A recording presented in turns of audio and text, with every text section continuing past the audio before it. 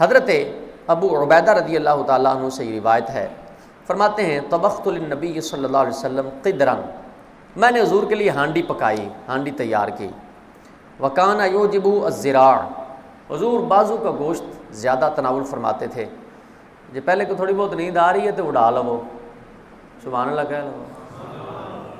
فرماتے ہیں فناولتہ الذراع، میں نے اس بازو پکڑا جو گوشت تیار کیا تھا اور حضور کی خدمت میں پیش کر دیا۔ ثم قال ناولنی الذراع، حضور نے فرمایا اور دے، بازو اور دو۔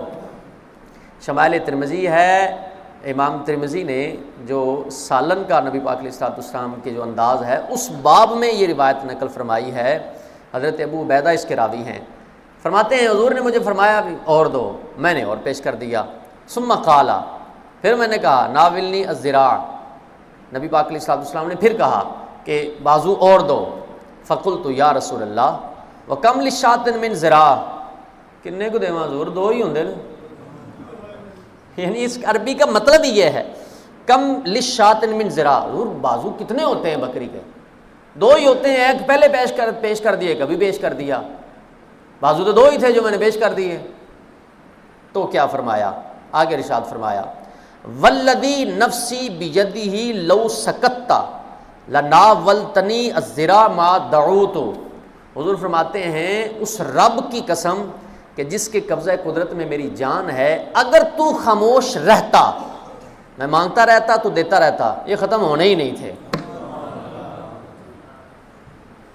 میں مانگتا رہتا تم دیتے رہتے۔ تم ذرا اگر ہم تھوڑا سا انداز خطابت کی طرف جائیں، اگر تھوڑا سا تقریری جملوں کی طرف جائیں تو گویا وہاں زبان حال سے کہا جا رہا ہے ابو عبیدہ تو دیکھتا نہیں، ذرا ماضی کو دیکھو، ذرا مستقبل کو دیکھو، ذرا حال کو دیکھو، پوری کائنات کی ترتیب تو دیکھو، ذرا سسٹم دیکھو، وہ کہاں سے کون بنا؟ ہماری وجہ سے، آسمان بنا ہماری وجہ سے، زمین بنی ہماری وجہ سے، جنت دوزخ ہماری وجہ سے، فرشتے ہماری وجہ سے، جنات و انسان ہماری وجہ سے، پوری کائنات کا سسٹم تو دیکھو، ایک نہیں، دو نہیں، 10 20 نہیں، لاکھوں کروڑوں چیزیں رب نے پیدا فرمائیں، کروڑوں قسم کی مخلوقات رب نے بنائی ہے۔ جب سارا کچھ بن سکتا ہے تو 2 4 بازو اور نہیں بن سکتے؟ میں مانگتا رہتا تم دیتے رہتے، خاموش رہتے، یہ ختم ہونے ہی نہیں تھے۔ یہ ہے ان کی شان، یہ ہے ان کا مقام کہ صرف وہ مانگے وہ نکالتے۔ یہ حضور کے جملوں کا صریح مطلب ہے، کوئی اشارہ کنایا نہیں ہے۔ لو سکتا، خاموش رہتے، میں مانگ رہا تھا تم دیتے رہتے، جب تک میں مانگتا رہتا تب تک تم دیتے رہتے۔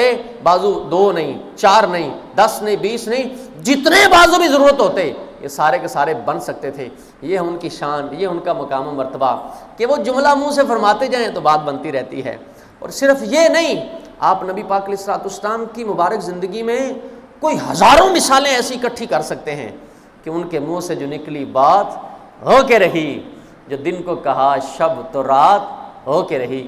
امام علیہ سنت نے بڑے خوبصورت انداز میں نبی پاک علیہ الصلوۃ والسلام کی اس کیفیت کو بیان کیا ہے کہ زہ عزت و اطلاع محمد، کہ ہے عرش حق زیر پائے محمد، اجابت کا صحرا عنایت کا جوڑا، دلہن بن کے نکلی دعائے محمد، اجابت نے جھک کر گلے سے لگایا بڑی ناز سے جب دعائے محمد۔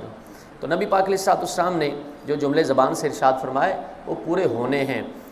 یہ اختیار نہیں تو کیا ہے؟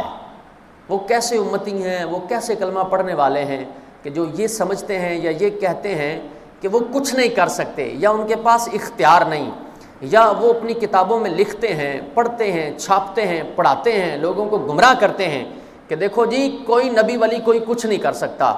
مجھے بتائیں کیا یہ بخاری میں نہیں ہے؟ حضرت مولا علی رضی اللہ تعالیٰ عنہ کی آنکھوں پر حضور نے لعاب دہن لگایا، کیا وہ مشورہ پہلے کیا کہ میں لگاؤں یا نہ لگاؤں؟ لعاب دہن لگایا، آنکھیں ٹھیک ہو گئیں۔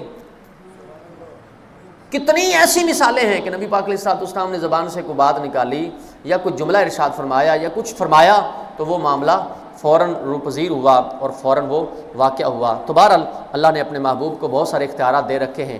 کسی فیکٹری کا جی ایم ہو نا، جی ایم ہو کسی بھی فرم، کسی بھی فیکٹری کا، کسی بھی کارخانے کا، مینس کے جو مالک سے نیچے ایک بڑا افسر ہوتا ہے جو اس کے معاملات کو دیکھتا، باقی پورا سٹاف اس کے نیچے ہوتا ہے، اور یار بہت سارے اختیارات تو اس کو بھی ہوتے ہیں، تو نبی کے اختیارات ماننے میں تمہیں بدعزمی ہو رہی ہے، اور وہی قرآن پاک کی بار بار آیتیں اٹھا کے لاتے ہیں جو یا تو کافروں کے سامنے ہیں کہ حضرت نوح علیہ السلام یا خود نبی پاک علیہ السلام کافروں کے سامنے کہا قل انما انا بشر مثلکم، یعنی یا تو یہ وجہ تھی یا یہ وجہ تھی کہ تواضع ہے، انکساری ہے، یا پھر یہ وجہ ہے کہ اس لیے فرمایا جا رہا ہے کہ جو ذاتی طاقت اور اختیار ہے اس کی نفی کی جا رہی ہے، جو رب نے دیا اس کی نفی تو نہیں کی جا رہی۔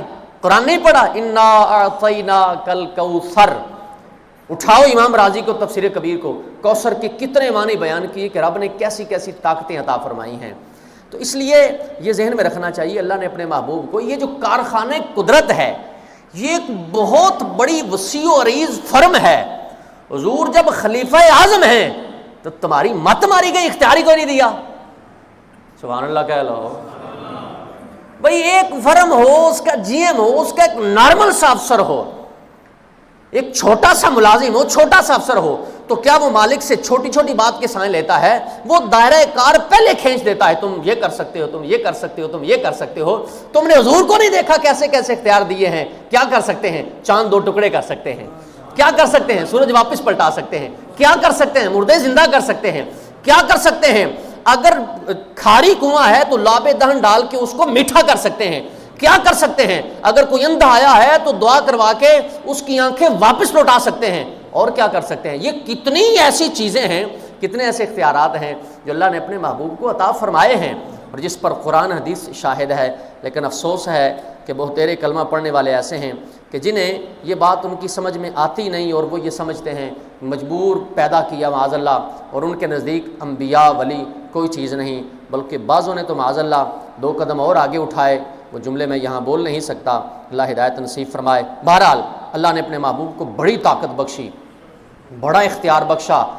اب جناب والا حضرت موسیٰ علیہ السلام کے عصا کو دیکھیں، اس پہ دریائے نیل پہ آپ نے مارا ہے، پانی نے جگہ چھوڑی نہیں، کوئی جبریل آئے ہیں، یہ کیا ہے؟ رب کی طاقت، اس کی عطا کردہ ہے۔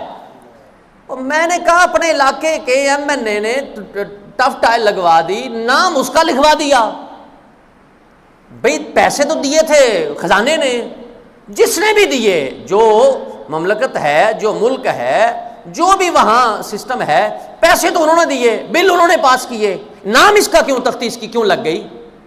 یہ وسیلہ بنا ہے۔ میں نے کہا عقل کا علاج کروا لو، یہ وسیلہ بنا تو اس کا نام لگ سکتا ہے، ان کا نہیں لگ سکتا۔ بات سمجھ آ رہی ہے نہیں آ رہی؟ ان کا بھی تو نام لگ سکتا ہے کہ ان کو رب نے کیسی کیسی عظمتیں اور کیسے کیسے اختیارات دیے ہیں، اور کیسی کیسی باتیں ان کے سامنے بیان، اور ان کے کیسی کیسی چیزیں ان کے سامنے بیان کی گئیں۔ نبی پاک علیہ السلام، آپ اس سے بڑھ کر اور کیا ہے کہ اللہ نے اپنے محبوب کے قدموں میں جنت رکھ دی ہے، حضور کے بچوں کو جنت دے دیا ہے کہ آپ جنت کے سردار ہیں، الحسن والحسین سیدا شباب اہل الجنہ، کہ جنتی جوانوں کے سردار ہیں، تو اس کو سرداری ایسے مل جاتی ہے۔ بہت ساری ایسی مثالیں ہیں جو نبی پاک علیہ السلام کے اختیار پر دلالت کرتی ہیں اور اختیار کو ثابت کرتی ہیں۔